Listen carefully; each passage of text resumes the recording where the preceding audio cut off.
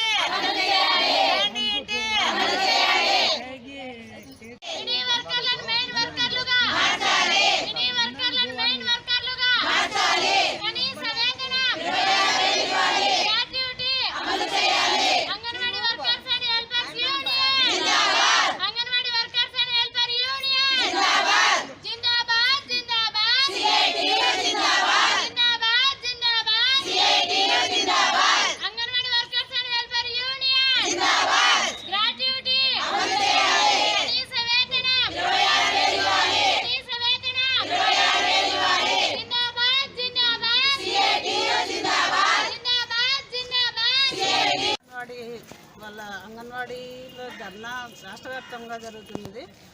ఇప్పటి వరకు మాకు ఎటువంటి సంక్షేమ పథకాలు అందలేదు. మేము అడిగితే మీరు ప్రభుత్వ ఉద్యోగులని చెప్తారు, కాకపోతే మాకు ఎటువంటి సంక్షేమ పథకాలు లేవు. అవి అందరితో పాటు మేము చేసే పనులు బట్టి అందరితో పాటు మాకు సంక్షేమ పథకాలు వర్తిస్తే తర్వాత మేము చేసే పనికి కనీస వేతనం 26,000 అన్నా ఇవ్వాలా. ఇంకా గ్రాడ్యుటీ అంటే అంతంత మాత్రమే చెప్పినాడు అంటున్నారు.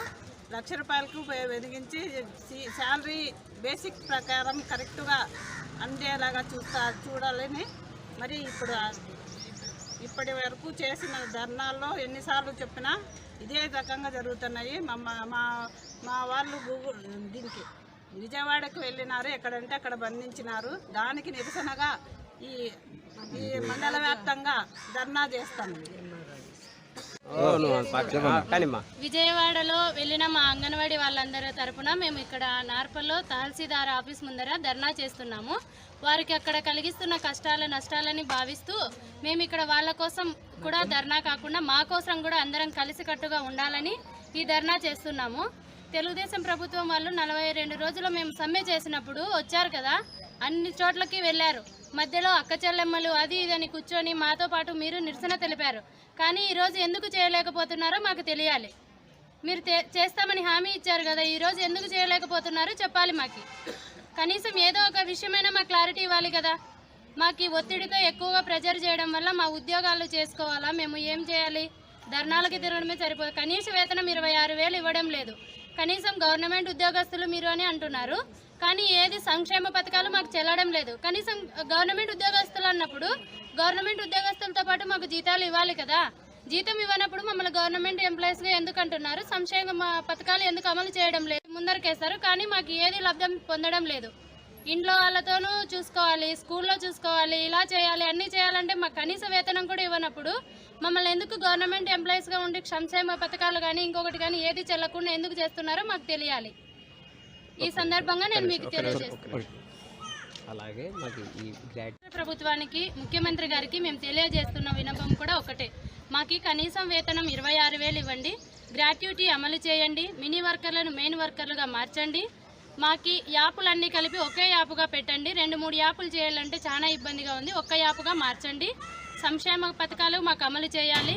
వేసవి కాలం మే నెల మాకి గవర్నమెంట్ ఉద్యోగస్తులు అన్నప్పుడు గవర్నమెంట్ ఉద్యోగస్తులతో పాటు మాకి సెలవులు మంజూరు చేయాలని కోరుతున్నాం.